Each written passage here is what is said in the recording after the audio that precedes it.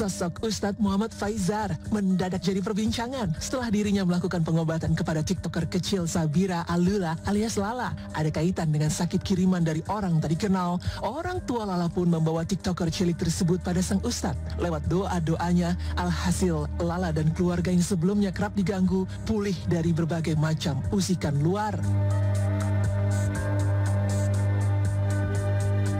Sosok fenomenal sang Ustadz membuat namanya melambung tinggi. Bukan cara mengobati saja yang jadi perbincangan banyak orang, melainkan juga dakwah yang bikin adem. Namun siapa sebenarnya Ustadz Muhammad Faizar jika harus disandingkan dengan Habib Jafar? Seperti apa kesamaan keduanya? Pemirsa, inilah Insert Versus.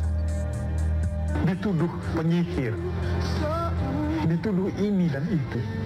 Tapi beliau bersama Allah, la tahaf wa la tahzan.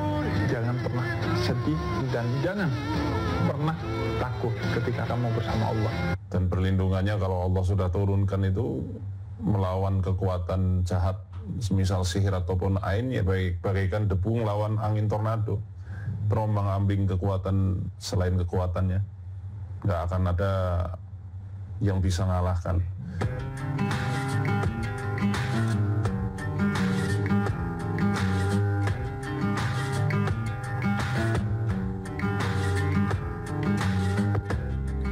Sejuk dan adem, tak sedikit imam muda zaman sekarang yang memanfaatkan media sosial untuk menyebarkan kebaikan. Tidak sekedar di dunia nyata saja, dunia maya pun jadi panggung tersendiri bagi mereka untuk berbagi ayat suci. Ustadz Muhammad Faizar adalah salah satunya.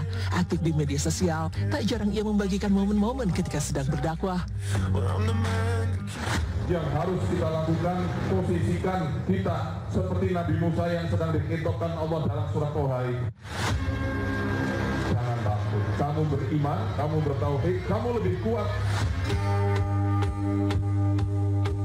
Cara bersosial media yang seperti ini sebelumnya juga melekat erat pada sosok Habib Jafar. Dengan gayanya yang begitu dekat dan mampu merangkul kaum muda, ceramahnya mudah dicerna, logika dan agama disatukannya, membuat setiap kata-kata yang keluar dari mulutnya penuh arti dan membekas di benak jamaah. Desa ini itu rata-rata itu jumlahnya banyak, bahkan umur udah 40-30 itu ada yang jomblo, masih jomblo, banyak jomblo. Kutukan mungkin beb. Nah itu mungkin ono masalah di awak dewi. Belum terlihat di kacamatanya Gusti Allah bahwa kita ini siap untuk menikah. Mosok nang awak musik mabuk judi. Kak dari ini Gusti Allah, kak. Main remix arek nabi anyar. Terus kurang jaringan. Motor di apa? Desa iki. Profil Habib Jafar sudah tak asing bagi kebanyakan orang. Tapi Ustadz Faizar jelas merupakan pendatang baru untuk segelintir masyarakat. Dia adalah seorang ustadz yang memilih metode ruqyah syariah sebagai sarana dakwah. Berasal dari Purwokerto, jiwa muda serta cara berdakwahnya terkesan santai namun lebih serius. Kendati demikian, dari segi style, Ustadz Faizar tak begitu kaku dengan busana yang dipakai dalam beberapa kesempatan. Terkadang ia mengenakan busana muslim, namun tak jarang pula ia berpakaian biasa dalam sejumlah unggahan di media sosial. Yang namanya mengaku-ngaku kan berarti bukan ahli agama beneran.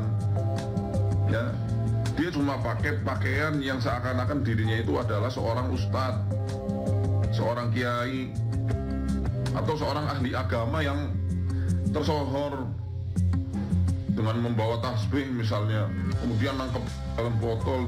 Itu yang saya sampaikan, jangan dipercayai omongan mereka, karena mereka pun berarti matanya juga ada.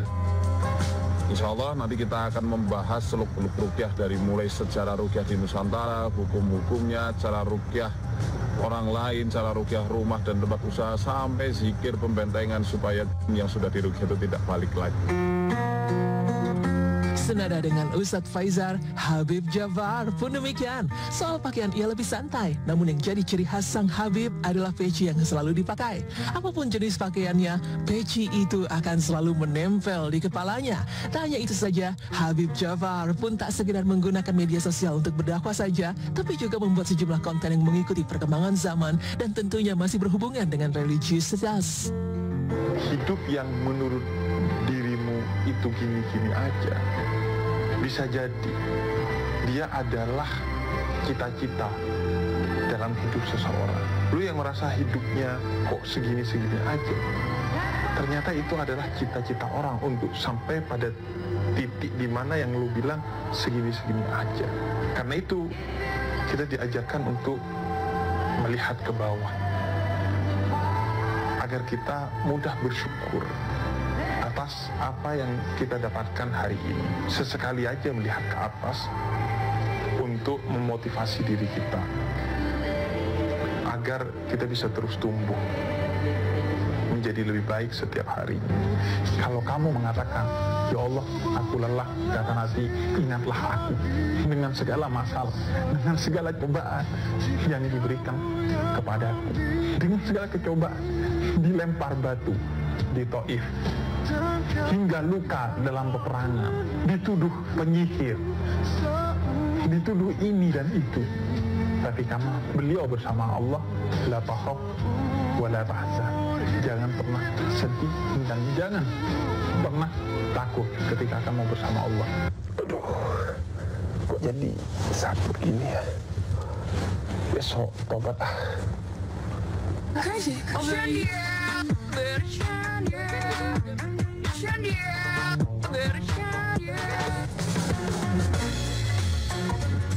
Religiusitas.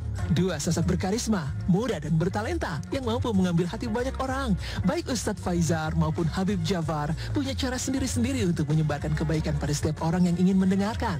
Media sosial jadi penyambung lidah agar pesan demi pesan yang disampaikan mampu menjangkau setiap kalangan. Tak heran setiap kali unggahan mereka naik di media sosial, komentar-komentar positif pun terus berdatangan.